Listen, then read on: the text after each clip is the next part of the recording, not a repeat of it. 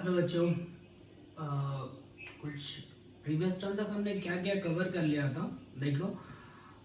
Circuit solving तक हम पहुंच चुके थे। सीरीज या पैरेलल और सीरीज पैरेलल की मिक्सिंग हम उसे सॉल्व करना सीख गए थे, बट प्रॉपर कैसे सर्किट सॉल्व करते हैं वो तो जब चैप्टर कंप्लीट होगा तो आपको बताऊंगा कि कैसे सर्किट्स को और इजीली हम सिंप्लीफाई कर सकते हैं, उसमें क्या शॉर्टकट ट्रिक्स लगा सकते हैं।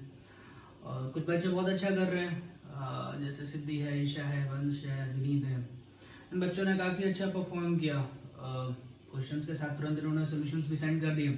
बाकी जिन लोगों को अगर इलेक्ट्रिसिटी में प्रॉब्लम हो रही है तो वो स्टार्टिंग से वीडियोस को देखना स्टार्ट करा कि आप घर पे बेटा बहुत टाइम है, थोड़ा सा वीडियोस को आप स्टार्टिंग से देखिए। और ये एक डिफिकल्ट टॉपिक है, क्लास 10th में इलेक्ट्रिसिटी आपको थोड़ी सी प्रॉब्लमेटिक लगती है तो इसको बार बार आप कंटिन्यूस रिवाइज करते रहिए, बार बार इसे पढ़ते रहिए। ये एक बार में इतनी जल्दी समझ में आएगा नहीं, ठीक है।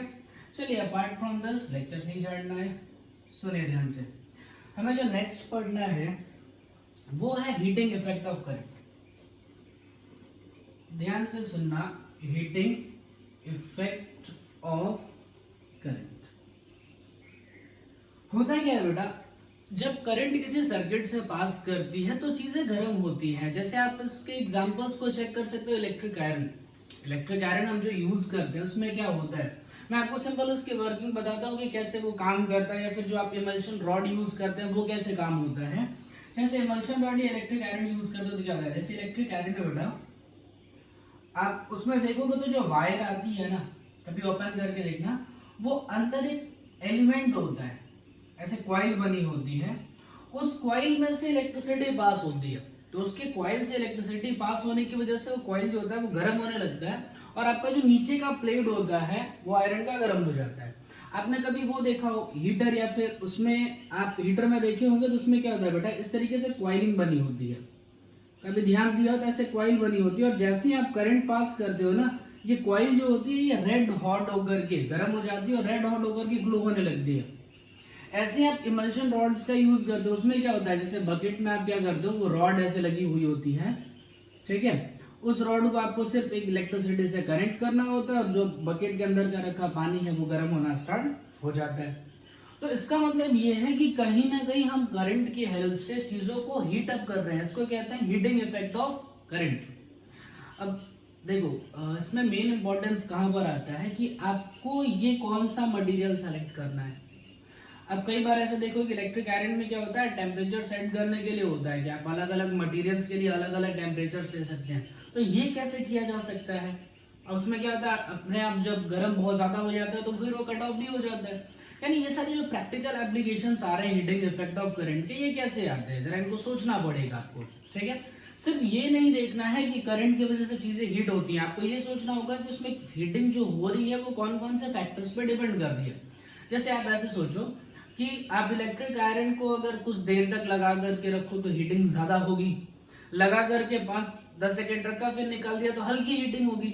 यानी हीटिंग जो होती है वो कहीं ना कहीं डिपेंड करती है कि कितने टाइम तक तुमने उसे इलेक्ट्रिक आयरन को जो है लगा रखा है। या फिर आप फोन में देख दो, फोन को आप यूज करते हो तो क्या होता है, फोन यूज करने की वजह से कुछ टाइम तक यूज करो फिर वो गर्म होने लगता है। तो एक्चुअल में क्या होता है, उसकी जो बैटरी होती है, दैट इज, वो बैटरी क्या करती है, कंटिन्यूअस करंट को डिलीवर करती है, और वो करंट जो होती है पूरे मोबाइल के सर्किट में फ्लो करती है, जिस वजह से जो मोबाइल का सर्किट होता है वो भी गर्म होना स्टार्ट हो जाता है। तो अब ये सोचो कि वो जो मोबाइल के सर्किट है या फिर जो ये इलेक्ट्रिक आयरन यूज कर रहे हैं, ये सारी चीजें किस तरीके से बनाई जाती होंगी। इसके पीछे का बहुत इंपॉर्टेंट सा लॉजिक बताता हूं तुम्हें। जैसे ये तो इलेक्ट्रिक आयरन के अंदर की कॉइल है, ये जो बाहर वायर होता है ना इलेक्ट्रिक आयरन के बाहर जिसको आप यूज करते हो उसको कहते हैं कॉर्ड। अब देखो क्या होता है, इलेक्ट्रिक आयरन तो गर्म हो जाता है, लेकिन इसी इलेक्ट्रिक आयरन से जुड़ा हुआ वो जो कॉर्ड होता है, वो जो वायर होता है वो नहीं गर्म होता।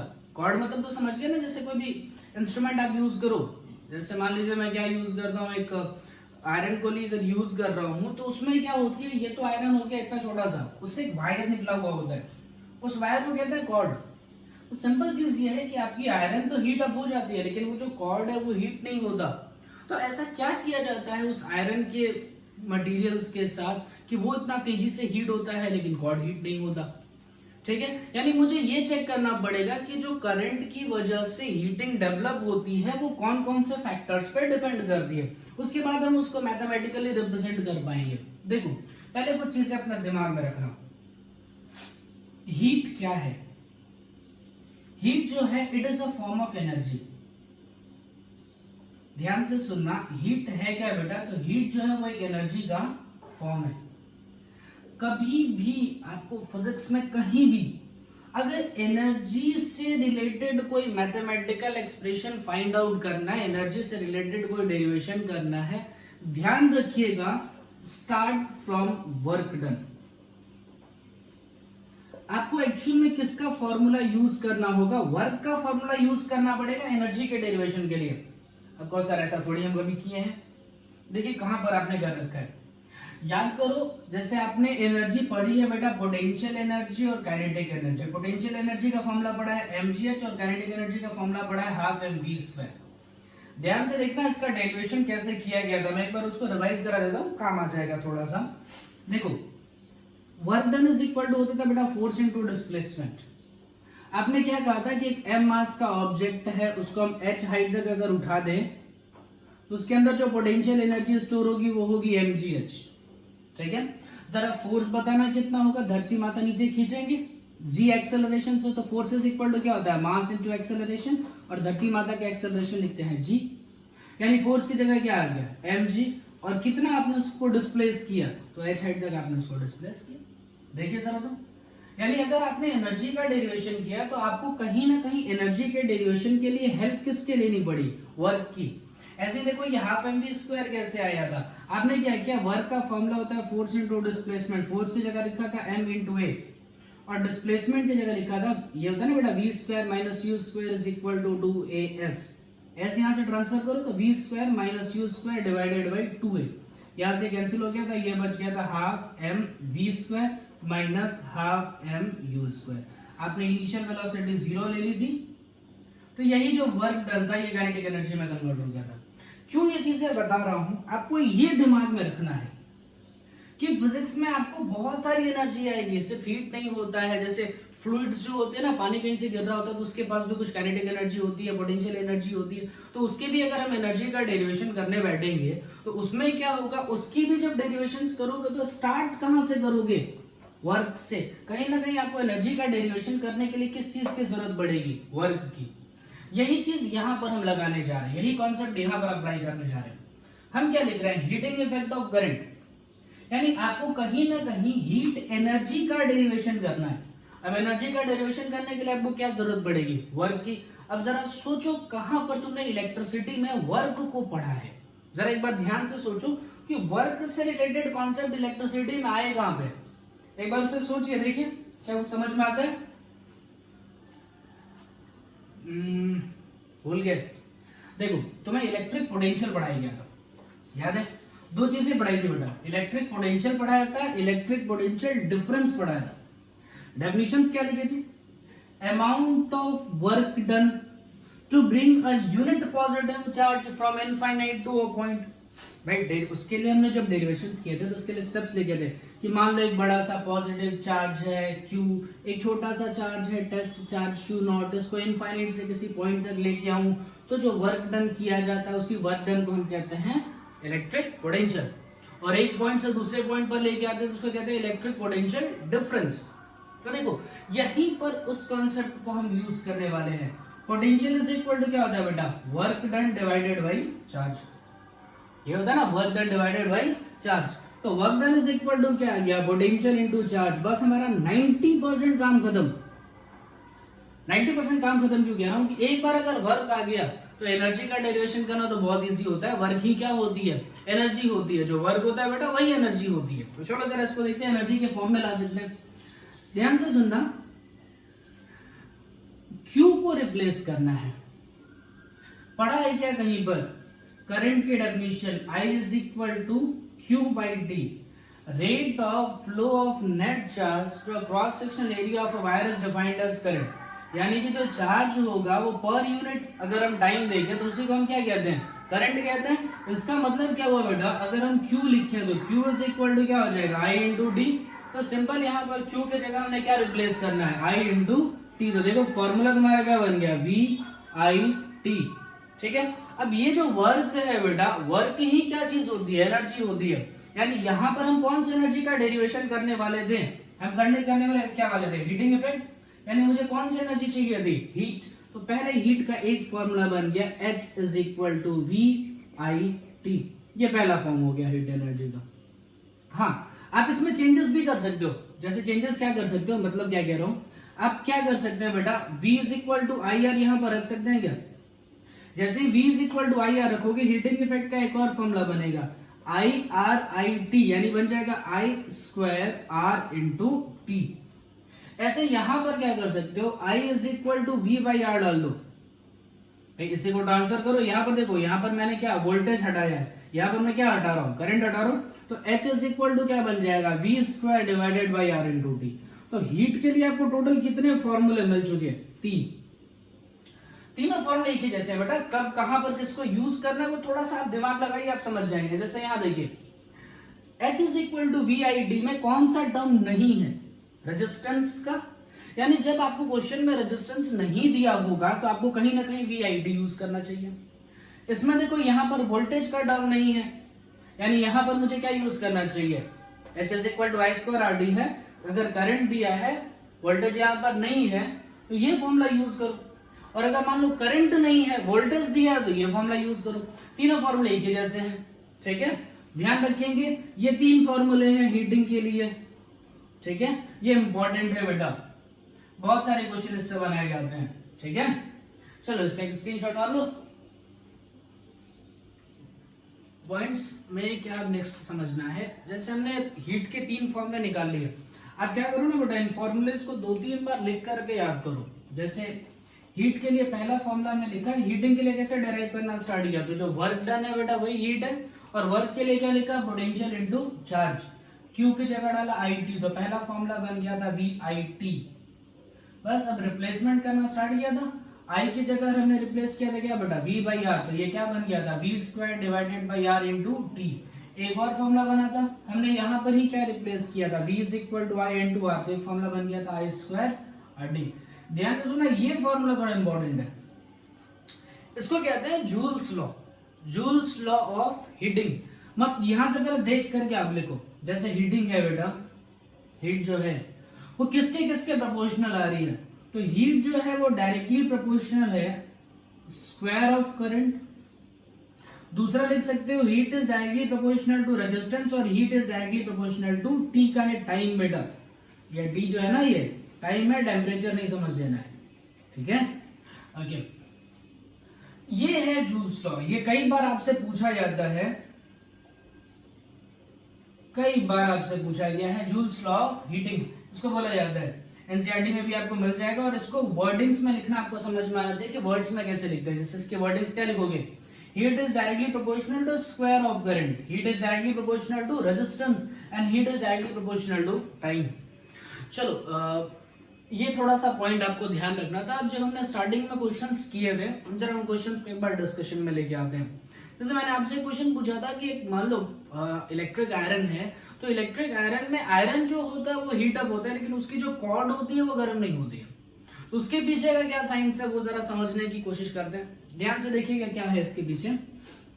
देखो, मान लो मैं ऐसे बोले बेटा, एक इलेक्ट्रिक आयरन है, इसके अंदर ऐसे कॉइल लगी हुई है, ठीक है, और यहां से 2 वायर होते हैं। आपने एक्चुअल में देखा होगा तो उसमें 3 होते हैं, एक अर्थिंग के लिए होता है, कोई बात नहीं, अभी आप समझ लो बस ऐसे 2 वायर होते हैं। मान लो यहां से ऐसे करंट आ रही है, तो करंट आती है, इसमें भी फ्लो करती है, और यहां से फिर बाहर निकल जाती है। यानी कि जो कॉर्ड है और जो इलेक्ट्रिक आयरन है, दोनों में जो करंट का अमाउंट है, जैसे मान लो यहां से अगर 10 एम्पियर की करंट आ रही है, तो इसके अंदर भी करंट का अमाउंट कितना होगा, 10 एम्पियर ही तो होगा। सोचो, यहां से टोटल करंट अगर 10 एम्पियर की आ रही है, तो इसके अंदर भी कितनी करंट फ्लो करेगी, 10 एम्पियर की करंट फ्लो करेगी। अच्छा, मान लो मैंने इलेक्ट्रिक आयरन को 5 मिनट तक ऑन रखा है, 5 मिनट तक मान लीजिए मैंने ऑन रखा है, तो 5 मिनट इसके लिए भी टाइम 5 मिनट ही होगा, और इसके लिए भी टाइम क्या होगा, 5 मिनट ही होगा। यानी दोनों में फ्लो होने वाली करंट सेम है, दोनों में फ्लो मतलब कितने देर तक करंट फ्लो हो रही है वो टाइम सेम है, यानी दोनों का डिफरेंस किस चीज का होना चाहिए, रेजिस्टेंस का। एक्चुअल में क्या होता है बेटा, इसमें जो हीट डेवलप होती है ये हीट ज्यादा डेवलप होती है, और यहाँ कॉर्ड में जो हीट डेवलप होती है उसमें हीट क्या होती है, थोड़ी सी कम डेवलप होती है। ठीक है, इसका मतलब दोनों में डिफरेंस किस चीज का आता है, तो दोनों में डिफरेंस आता है रेजिस्टेंस का, यानी मटेरियल का। जैसे क्या होता है बेटा, ये जो कॉर्ड बनाया जाता है, ये कॉर्ड बनाया जाता है कंडक्टर का, जनरली किसका बना होता है, कॉपर का। जनरली जो है इसको कॉपर का बनाते हैं। ठीक है, लेकिन ये जो हीटिंग एलिमेंट बनाए जाते हैं ना बेटा, ये बनाए जाते हैं एलॉयज के। एलॉयज के बनाने के दो रीजन है। एक्चुअल में क्या होता है, एलॉयज क्या होते हैं, केमिस्ट्री में आप इसको अच्छे से पढ़ोगे थोड़ा सा। एलॉयज का मतलब क्या होता है, मेटल्स को या नॉन मेटल्स को आपस में मिक्स करना, और मिक्स करने के बाद एक ऐसा मटेरियल बनाना जो डिजायर्ड प्रॉपर्टी रखता हो। डिजायर्ड प्रॉपर्टी मतलब हम जैसा चाहें वैसा बना सकते हैं। देखो जैसे ये गर्म होता रहता है, तो ऐसा नहीं होना चाहिए कि गर्म होकर के मेल्ट हो जाए। तो एक्चुअल में क्या होना चाहिए, इसका जो मेल्टिंग पॉइंट होना चाहिए, मेल्टिंग पॉइंट बहुत ज्यादा होना चाहिए, और वो हमें जनरली किस में मिलता है, एलॉयज में मिलता है, तो उनका मेल्टिंग पॉइंट थोड़ा सा ज्यादा होता है। दूसरी चीज ये है, अगर मान लो आप इसमें थोड़ा सा रेजिस्टेंस के लिए क्या करो, टेबल देखो, टेबल नंबर 12.2 रेजिस्टिविटी का टेबल देखो, उसमें क्या बताया था कि जो कंडक्टर्स होते हैं, कंडक्टर्स 10⁻⁻8 के मल्टीपल्स में आते हैं, और जो एलॉयज होते हैं वो 10⁻⁻6 के मल्टीपल्स में आते हैं। मतलब एलॉयज का रेजिस्टेंस कंडक्टर के कंपेयर में 100 टाइम्स ज्यादा है। जैसे देखो क्या हो गया, 10⁻⁸ में बेटा अगर 10⁻2 का मल्टीप्लाई करोगे तो 10⁻6 मिलेगा। ये क्या चीज का है, कंडक्टर का। ठीक है, और ये किस चीज का है, एलॉयज का। यानी एलॉयज का रेजिस्टेंस कंडक्टर के कंपेयर में करीब 100 गुना ज्यादा है। यानी अगर रेजिस्टेंस 100 टाइम्स ज्यादा है, मतलब अगर इसमें 1 जूल की हीट डेवलप होती है, सॉरी इसमें अगर वायर में सपोज करो 1 जूल की हीट डेवलप होती है, 1 जूल की हीट डेवलप होगी, तो इस एलॉय में 100 जूल की हीट डेवलप होगी। इस वजह से जो आयरन होता है, आयरन की नीचे की प्लेट बहुत तेजी से गर्म होती है, लेकिन ये कॉर्ड गर्म नहीं होता। ठीक है, एनसीईआरटी में सेम क्वेश्चन आपसे पूछा गया है कि किसी भी चीज की जो कॉर्ड होती है वो क्यों हीट अप नहीं होती है, तो उसका रीजन आप लिखोगे कि जो कॉर्ड होती है वो कंडक्टर की बनी हुई होती है, और जो अंदर का हीटिंग एलिमेंट होता है, एक्चुअल में जो गर्म हो रहा होता है, इसको एक नाम देते हैं, प्रैक्टिकली इसको कहते हैं बेटा हीटिंग एलिमेंट। कभी आप इलेक्ट्रिक आयरन को ओपन करके देखोगे तो उसमें भी एक यू शेप का इस तरीके से हीटिंग एलिमेंट होता है इलेक्ट्रिक आयरन में।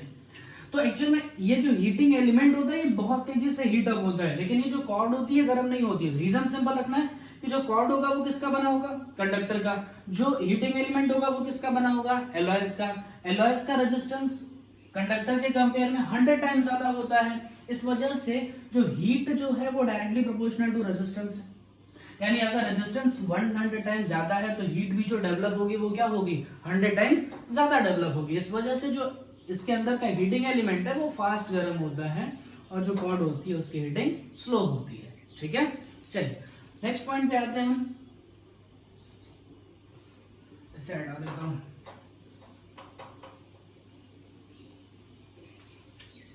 देखो क्वेश्चन कैसे करने, और इस क्वेश्चन का मतलब ये हीटिंग एलिमेंट्स या फिर हीटिंग का पढ़ने का फायदा क्या है। देखो एक और प्रैक्टिकल आपको एप्लीकेशन बताता हूं। वो प्रैक्टिकल एप्लीकेशन है फ्यूज। फ्यूज कभी सुना, फ्यूज क्या होते हैं, कैसे काम करते हैं। देखो ध्यान से सुनना, फ्यूज किस तरीके से होता है। आप घर के बाहर जाओगे ना तो मेन स्विच लगे हुए होते हैं, जहां पर पूरा कनेक्शन होता है। वहां पर देखना एक सिरेमिक का बॉक्स होता है, ऐसे एक सिरेमिक का बॉक्स होता है। ठीक है, अब क्या करना, उस सिरेमिक बॉक्स के ऊपर का कवर पकड़ के निकाल देना। मतलब 2-3 ऐसा होगा कि अगर आपके 2-3 फ्लोर की घर है तो फिर किसी एक फ्लोर की लाइट चली जाएगी, या फिर छोटा घर है तो पूरी कनेक्शन जो है वो कट जाएगा। जब उसको आप उठा करके देखोगे तो वो कुछ इस तरीके से होगा। देखो इस तरीके से, और इसके अंदर क्या होगा बेटा, इसके अंदर एक वायर होगा ऐसे। ध्यान से सुनना कैसे काम करता है, एक बार इसको विजुअलाइज करने की कोशिश करना। जब इसका कवर निकालोगे और साइड में रख करके देखोगे तो ऐसा दिखेगा। जब इसको यहाँ पर वापस प्लेस करते हैं ना, तो एक्चुअल में ये जो दोनों वायर हैं इन दोनों पॉइंट्स में कनेक्ट हो जाते हैं। कनेक्ट होकर के सर्किट को कंप्लीट करता है। जैसे देखो मान लो यहाँ से वायर आ रहा है, यहाँ से वायर निकल रहा है, तो अभी सर्किट कैसी है, इनकम्प्लीट है। लेकिन जैसे ये केस उसके ऊपर रख करके दबा दो गया, ये जो वायर है इनके बीच में आ जाएगा ऐसे, अब सर्किट क्या हो जाएगी, कंप्लीट हो जाएगी, तो करंट फ्लो करना स्टार्ट कर देगी। इसका घर में यूज क्या है, इसका यूज क्या होता है, क्या दिक्कत आती है इसके साथ, जैसे देखो इसका मेन यूज जो होता है वो होता है किसी भी जैसे मान लो किसी में क्या होता है, कई बार करंट जो होती है बहुत ज्यादा बढ़ जाती है, किसी सर्किट में करंट बहुत ज्यादा इंक्रीज हो जाती है, तो आपके अप्लायंस न जल जाए उसके लिए इस फ्यूज का यूज किया जाता है। जैसे आप देखो मार्केट में आप जाओगे, आप बोलोगे भाई एक फ्यूज दे दो, तो आपसे पूछेगा आपको कितने एम्पियर का फ्यूज चाहिए, ठीक है, एम्पियर का फ्यूज चाहिए, मतलब बहुत टाइप के आते हैं, जैसे 1 एम्पियर का फ्यूज आता है, 2 एम्पियर का फ्यूज आता है, 5 एम्पियर आता है, 10 एम्पियर आता है, 15 एम्पियर आता है। ध्यान से सोचना जरा, एम्पियर किसकी यूनिट है, करंट की, भाई एम्पियर किसकी यूनिट होती है, करंट की। मतलब वो आपसे शॉपकीपर है वो आपसे पूछता है कि आपको जो फ्यूज लगाना है वो कितने एम्पियर के लिए लगाना है, तो इसका कुछ मीनिंग होना चाहिए। जैसा देखो मान लो मैं जाऊं मार्केट से और मैं मार्केट से जाकर के 10 एम्पियर का फ्यूज खरीद लूं, मैं मार्केट से गया और जाकर के 10 एम्पियर का फ्यूज खरीद लिया, तो अगर एक फ्यूज मैंने लिया, फ्यूज ऑफ 10 एम्पियर, मतलब क्या हुआ इसका, हम जो खरीद के ले आ रहे हैं 10 एम्पियर का फ्यूज, उसका क्या मतलब है, इसका मीनिंग क्या समझ में आता है कि ये जो फ्यूज तुमने लगाया है ये मैक्स टू मैक्स 10 एम्पियर की करंट को अलाउ करेगा। अगर एक फ्यूज है 10 एम्पियर का, मतलब इसमें जो मैक्सिमम करंट फ्लो कर सकती है वो मैक्सिमम करंट फ्लो कर सकती है 10 एम्पियर का, ठीक है, बात समझ में आई। अच्छा 10 एम्पियर से ज्यादा होगा तो क्या होगा, देखो मान लीजिए करंट बढ़ करके 10 एम्पियर से बढ़ करके 11 एम्पियर हो गई, मान लो तुमने फ्यूज लगाया था 10 एम्पियर का, लेकिन जो ऊपर से करंट आ रही है वो आ रही है 11 एम्पियर। हीटिंग का फॉर्मूला याद है ना बेटा, H इज इक्वल टू क्या, I स्क्वायर RT। क्या हमने करंट बढ़ा दी, करंट बढ़ते जो हीट होगा वो बढ़ जाएगा, हीट बढ़ेगा तो ये जो वायर है ये मेल्ट कर जाएगा, मेल्ट हो गया मतलब अंदर से, अब देखो कनेक्शन तो टूट गया। देखो पहले क्या था, पहले सिंपल था कि इन 2 पॉइंट्स पे कनेक्शन तुमने कर रखा था, ठीक है, फ्यूज वायर ऐसे जाकर के तुमने लगा दिया, फ्यूज वायर तुम खरीद कर लेके आए मार्केट से 10 एम्पियर का, तो उसका मीनिंग ये हुआ कि मैक्सिमम अलाउबल करंट जो होगी उस फ्यूज वायर से वो होगी 10 एम्पियर, मैक्सिमम अलाउबल करंट। हाँ तो कितनी भी सकती है, मान लो सडनली 11 एम्पियर की करंट आ गई, तो क्या होगा, जैसे ही करंट सर्किट में बढ़ी हीट बढ़ जाएगा, हीटिंग के बढ़ते ही ये जो वायर है ये मेल्ट कर जाएगा, और मेल्ट करने की वजह से सर्किट डिस्कनेक्ट हो जाएगी। डिस्कनेक्ट होने के बाद क्या होगा, यहाँ पर आपका जो भी अप्लायंस होगा उस तक करंट नहीं पहुंचेगी, और वो अप्लायंस मतलब वो जलने से बच जाएगा। जैसे क्या होता है बेटा, आप हर एक चीज में फ्यूज तो लगाए ही जाते हैं, जैसे आप अपनी स्कूटी में देख लेना, उसमें भी फ्यूज वायर लगे हुए होते हैं, जो ये एसी होती है, फ्रिज होते हैं, सभी के अंदर फ्यूज होते हैं, इन्वर्टर के अंदर आपको फ्यूज मिलता है। तो उसका मेन इंपॉर्टेंस ये है कि जैसे ये फ्यूज जो आते हैं ये मैक्स टू मैक्स आपको 40-50 रुपए में आ जाते हैं, 40 से 50 रुपीज में आ जाते हैं। लेकिन यही इन्वर्टर जो होगा, अगर आप थोड़ा सा अच्छा कंप्लीट करने जाओ तो इसमें आपको 20,000 के आसपास का इन्वर्टर पड़ता है। तो इसमें क्या किया जा रहा है कि अगर मान लो ये फ्यूज ना लगाता, मैं ऐसे सीधा वायर ले लेता, तो सारी की सारी 11 एम्पियर की करंट किस में जाती है, उस इन्वर्टर में जाती है, और खराब क्या होता, वो इन्वर्टर खराब हो जाता। तो आप 40 से 50 रुपए की चीज लगा करके अपने 20,000 की चीज को आराम से बचा ले रहे हो। कोई भी इलेक्ट्रिक जो भी डिजास्टर्स हो रहे हैं उससे आपके सर्किट्स बच जा रहे हैं। इस वजह से फ्यूज वायर का एक बहुत अच्छा इंपॉर्टेंस यही होता है कि जब कभी भी हाई एम्पियर की करंट आती है तो फ्यूज वायर क्या होता है, खुद को सेक्रीफाइस करके और जो सर्किट होती है उसको बचाता है, ठीक है, जो भी चीजें होती है उसको बचा लेता है। तो इंपॉर्टेंस तो आपको फ्यूज का समझ में आ गया और हीटिंग इफेक्ट का समझ में आ गया, 2 प्रैक्टिकल एप्लीकेशंस भी हमने इसके देख लिए। ऐसे ही देखो थोड़ा सा बताता हूं, इसके पहले जो आप जैसे एलईडी बल्ब्स के आने से पहले अगर आपने देखा होगा तो एक बल्ब आता था, वो बड़ा सा होता था, उसके अंदर फिलामेंट लगे हुए होते थे, ठीक है, वो 100 वॉट 50 वॉट का बल्ब होता था। देखो उसका कंस्ट्रक्शन कैसे होता था बता देता हूँ। उसमें क्या होता था, वो जो बल्ब होती थी बेटा, उस बल्ब के अंदर ऐसे फिलामेंट लगा हुआ होता था इस तरीके से, ठीक, और ये 2 पॉइंट पे कनेक्शन होता था। आप क्या करते थे, इसी 2 पॉइंट पे बैटरी या फिर डायरेक्ट उसको स्विच में लगा देते थे, तो होता क्या था, करंट इसमें से फ्लो करेगी, ये करंट फ्लो करके इस एलिमेंट के अंदर जाती थी, इस एलिमेंट के अंदर जाने के बाद से करंट ऐसे वापस से सर्किट को कंप्लीट कर देती थी। होता ये था कि ये जो करंट जब इसमें फ्लो करती थी तो फ्लो करने की वजह से ये हीट होना स्टार्ट होता था। एक्चुअल में टंगस्टन का बना होता था, ठीक है, ये टंगस्टन का बना हुआ था। और जैसे ही करंट फ्लो करती थी चीजें ऑब्वियस है गर्म होना स्टार्ट हो जाएंगी, और इतना ज्यादा गर्म हो जाता था कि हीट होने के बाद से वो ग्लो करने लगता था, जल मतलब एक उसके अंदर से लाइट निकलना स्टार्ट हो जाती थी, और उसको हम लोग इलेक्ट्रिक बल्ब की तरह यूज करते थे। इसको रिप्लेस क्यों किया गया, लॉजिक इसका सोचो। आप जितनी भी एनर्जी दे रहे हो उसका बहुत सारी एनर्जी का जो फॉर्म है वो हीट में वेस्ट होता था। जैसे बल्ब बहुत तेजी से गर्म होते थे, अब उसमें हमें क्या चाहिए, हमें एक बल्ब से सिर्फ और सिर्फ क्या चाहिए होता है, लाइट चाहिए होता है, हीटिंग थोड़ी चाहिए होता है। तो धीरे धीरे इन बल्ब्स को रिप्लेस करके हमने इनको हटा करके किसको रिप्लेस कर दिया, एलईडीज को रिप्लेस कर दिया। एलईडीज में क्या होता है, ये हीटिंग बहुत लो होती है, बहुत कम होती है, और सिर्फ आपको क्या मिलता है, ग्लो मिलता है। इसका कंस्ट्रक्शन एलईडी का कंस्ट्रक्शन इससे बिल्कुल डिफर होता है। वो आप हायर स्टैंडर्ड्स में 12th में जाओगे तो पढ़ोगे कि कैसे एलईडी बल्ब्स बनाए जाते हैं, ठीक है। फिलहाल इसमें हम आगे बढ़ते हैं, ठीक है। ये दो आपने प्रैक्टिकल एप्लीकेशंस देख लिए, दोनों प्रैक्टिकल एप्लीकेशंस को अच्छे से समझ में लिए, नहीं समझ में आया तो रिवाइंड मार लेना, ठीक है। ओके, अभी तो थोड़ा और पॉइंट्स बता देता हूँ इसके, अब न्यूमेरिकल्स में आते हैं और थोड़ा थोड़ा बात करते हैं। देखो कुछ चीजें तुम्हें बताता हूँ, उसका थोड़ा सा ध्यान रखना है। जैसे कुछ क्वेश्चंस आते हैं बेटा जिसमें दो चीजों को आपस में लिंक करना होता है। कई सारे ऐसे क्वेश्चन कराए हैं जिसमें इनिशियल केस और फाइनल केस को आपस में लिंक करना होता है। तो ऐसे क्वेश्चंस में आप क्या करोगे, जैसे यहां पर इंपॉर्टेंस कैसे होता है इन क्वेश्चंस में, कि मान लो एक सर्किट है,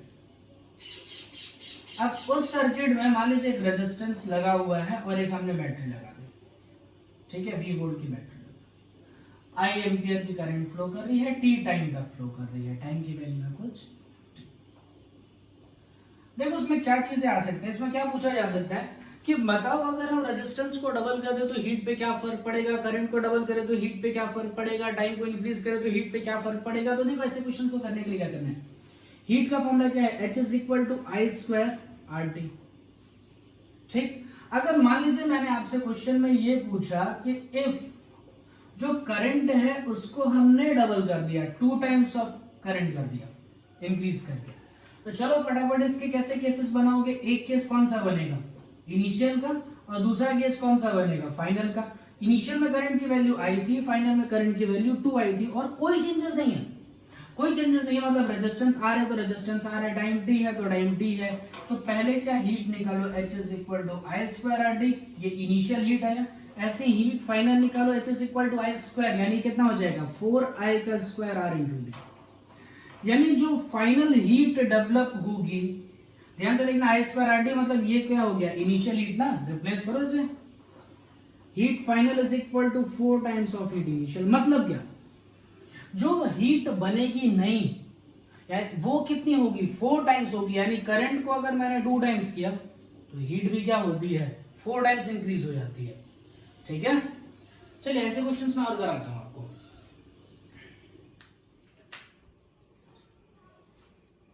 ठीक है बच्चे, चलो देखो हमारा नेक्स्ट पॉइंट क्या निकल के आता है, ये क्वेश्चन और ऐसे ट्राई करते हैं। मान लो मैं क्वेश्चन में क्या आपसे कह रहा हूं कि 2 रजिस्टर्स लगा रखे हैं मैंने, और ये रजिस्टर्स कुछ इस तरीके से कनेक्टेड है। एक सपोज करो 20 वोल्ट की बैटरी ऐसे कनेक्टेड है, एक 5 ओम का रेजिस्टेंस है और एक 10 ओम का रेजिस्टेंस है, ठीक है। मैंने सर्किट को 15 मिनट तक, 10 मिनट तक, 5 मिनट तक ऐसे कुछ ऑपरेट करते हैं। जैसे मान लो मैं ऐसे कहता हूं, the circuit is operated for 10 minutes. हमने 10 मिनट के लिए सर्किट को ऑपरेट किया, ऑपरेट करने का मतलब उसे चलाया, 10 मिनट के लिए मैंने सर्किट को ऑन किया फिर बंद कर दिया। अब आपसे ये फाइंड आउट करने के लिए कह रहा है, find heat in each resistor. ध्यान से सुनना कैसे इसमें काम करना है। कनेक्शन कौन सा दिख रहा है आपको, ये कनेक्शन कैसा दिख रहा है, पैरेलल। पैरेलल कनेक्शन में क्या बताया था कि जो करंट होती है वो डिवाइड होती है और जो वोल्टेज है बेटा वो सेम रहता है। ऐसे भी बताया था, जैसे मेरे हाथों को देखो, अगर यहाँ पर 20 वोल्ट है, यहाँ 20 है, यहाँ 20 है, 20 20 20, वोल्टेज क्या रहा, सेम रहा। अब आपके पास हीट को कैलकुलेट करने के लिए फॉर्मूले कितने हैं, देखो हमारे पास फॉर्मूले क्या है। एक तो H is equal to V I T, H is equal to V square by R T, और H is equal to I square R T. ठीक है सर, फॉर्मूले कैसे यूज करना है, ध्यान से इस चीज को सुन लीजिएगा बेटा। अगर जो रजिस्टर यूज कर रहे हो उसमें फ्लो होने वाली करंट और उसके क्रॉस पोटेंशियल, सुनना ध्यान से। ओम्स लॉ में भी हमने ऐसे ही किया था। ओम्स लॉ में क्या किया था, V is equal to I R जो किया था, जिसका पोटेंशियल उसकी करंट और वही रजिस्टर। ऐसा नहीं करना है कि रजिस्टर ये ले लिया, करंट यहाँ का ले लिया, पोटेंशियल ये ले लिया, ऐसा नहीं करना है। ठीक है, जो पोटेंशियल आप लोगे बेटा उसके क्रॉस, जो रजिस्टर होगा जिसके क्रॉस पोटेंशियल डेवलप होगा वही रजिस्टर, उसमें फ्लो होने वाली करंट और उसी का पोटेंशियल। ध्यान रखना है, उल्टा पुल्टा काम नहीं करना है, एकदम सीधा सोचना है। ठीक, अब जैसे देखो मान लो यहां से करंट निकलती है, ठीक है, ये करंट ऊपर वाले में जाएगी, मान लो I1, फिर यहां पर जाएगी I2। ठीक है, देखो फॉर्मूला कौन सा यूज करना चाहिए। यहाँ पर पोटेंशियल मेरा कितना डेवलप हुआ है, 20 वोल्ट, यहाँ पर पोटेंशियल कितना डेवलप हुआ है, 20 वोल्ट। एक बात बताओ, क्या दोनों जगह का पोटेंशियल सेम है, दोनों जगह का रेजिस्टेंस दिया गया और दोनों का टाइम दिया गया, यानी आपको वोल्टेज, रेजिस्टेंस और टाइम, ये तीन चीजें दी गई है, तो कौन सा फॉर्मूला यूज करना चाहिए। ऑब्वियस है ये फॉर्मूला यूज करना चाहिए, और ये कोई कंपलसरी नहीं है कि आपको यही फॉर्मूला यूज करना है ना। आप चाहो तो ये फॉर्मूला यूज करो, H is equal to I square D, answer same आएगा। लेकिन उसमें थोड़ी प्रॉब्लम क्या आएगी, जैसे मैं आपको कुछ चीजें बताता हूँ। प्रॉब्लम कैसे आएगी, देखो H is equal to I square R D use करता हूँ तो भी निकालता हूँ, और एक बार V square by R D करके यूज करके निकाल के दिखाता हूँ, दोनों सेम आएंगे। देखो ध्यान से क्या करना है, मान लो मैं यूज कर रहा हूँ H is equal to V square by R D, तो चलो पहले वाले में डेवलप हीट निकालते हैं, फर्स्ट वाले में डेवलप, तो H इज इक्वल टू क्या है, वी स्क्वायर, 20 का स्क्वायर कितना हो जाएगा 400 डिवाइडेड बाई आर। तो ऑब्वियस है बेटा, अगर हम इसकी हीट निकाल रहे हैं तो ये वाला रेजिस्टेंस चाहिए, इनटू टाइम कितना है 10 मिनट, तो उसको सेकंड में कन्वर्ट कर लो, तो 10 इंटू 60। ठीक है, ये कितना हो जाएगा, 5 2 10 हो जाएगा। इसे कैंसिल कर लो, इसे सॉल्व कर लो, ये 8 28। ठीक है,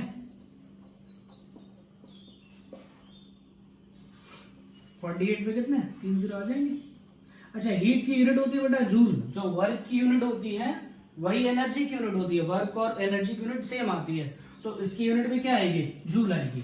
ठीक है, ऐसे ही काम करो, हीट सेकंड वाले रजिस्टर में निकालो, इसमें निकालो, तो H is equal to V square upon R into T, तो वी स्क्वायर यानी क्या हो जाएगा 20 का स्क्वायर 400 डिवाइडेड बाई आर, तो रेजिस्टेंस कौन सा यूज करोगे 10 इंटू टी, टाइम की वैल्यू कितनी आ जाएगी 10 इंटू 60। सॉल्व कीजिए, ये कितना आ गया 6 4 जा 24 और उस पे 000। ठीक है, आ गया हीट दोनों का। अब आपसे कह रहा है कि नहीं मैंने ऐसे नहीं सॉल्व करना है सर, आप ये फॉर्मूला लगा के देखो तो जाने। देखो इस फॉर्मूले को लगाने में प्रॉब्लम क्या है, H is equal to I square R T अगर मैं लगाऊं और पहले वाले रजिस्टर पे लगाऊं, तो आपको ये करंट नहीं चाहिए, आपको जो पहले वाले रजिस्टर में फ्लो करने वाली करंट है वो कौन सी है I1। तो आपको यहाँ पर फॉर्मूले में क्या डालना पड़ेगा, I1 का स्क्वायर, रेजिस्टेंस की वैल्यू 5 और टाइम की जगह डालना होगा 10 मिनट। क्या ये बात समझ में आई, जिसका रजिस्टर उसी की करंट, जो रजिस्टर वही करंट, ठीक है, बदलना नहीं है। ऐसे ही मान लीजिए आप हीट सेकंड वाले का निकालने जाओगे तो वो क्या बन जाएगा I2 का स्क्वायर इंटू रेजिस्टेंस की वैल्यू कितनी है I2 के लिए 10 इंटू 10 इंटू 60।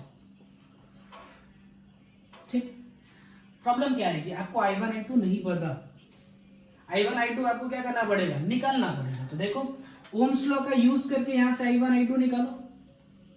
ओम्स लॉ क्या है, V is equal to I into R, ये 20 है बेटा, तो इसके क्रॉस वोल्टेज कितना हुआ 20। आपको ये वाली करंट निकालनी है ना, I2 निकालनी है, तो रेजिस्टेंस कौन सा यूज करोगे 10 का।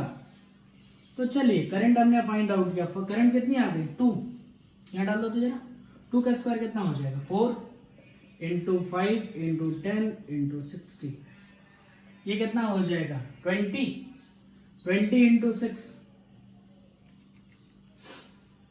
ठीक है, कुछ प्रॉब्लम आई क्या, I1 चाहिए था ना बच्चा, सॉरी I1 चाहिए ना, तो रेजिस्टेंस कौन सा यूज करना चाहिए 5 ओम का, तो ये क्या आ जाएगा 4, I1 की वैल्यू हो जाएगी 4, तो 4 का स्क्वायर लो कितना हो जाएगा 16 इंटू 5 इंटू 600, 16 5 तो 90 होगा, 80 होता है, 80 इंटू 600 क्या 48000 आया, यही था ना। लेकिन ये थोड़ा कॉम्प्लिकेटेड हुआ, ठीक है, तो थोड़ा दिमाग लगाना चाहिए कि कब कहां पर कौन सा फॉर्मूला यूज करना है। आप यूज करिए, आप तीनों फॉर्मूला यूज करिए, कहीं भी यूज करिए, कोई दिक्कत नहीं है, मुझे कोई प्रॉब्लम नहीं है, आप यूज कर सकते हैं। लेकिन एक एडवाइस ये है कि जब पैरेलल कनेक्शन हो तो v²/RT यूज करो, ये कनेक्शन के लिए यूज करो पैरेलल के लिए, और ये वाला यूज करो सीरीज के लिए। इसके पीछे का लॉजिक बताता हूं। पैरेलल में वोल्टेज जो रहता है वो सेम रहता है, तो एक बार अगर आपको वोल्टेज मिल गया तो हर एक रजिस्टर के लिए आपको वोल्टेज निकालने की जरूरत नहीं है। और सीरीज में करंट सेम रहता है, तो एक बार आपने करंट फाइंड कर लिया तो कहीं भी आप निकालिए, करंट का कोई टेंशन नहीं आएगा। ठीक है, कॉन्सेप्ट समझ में आया। चलिए, इसके मिस्टेक्स भी समझ में आ गई, कर सकते हो सारे फॉर्मूले, जिससे करना चाहे कर सकते हो, कोई दिक्कत नहीं है।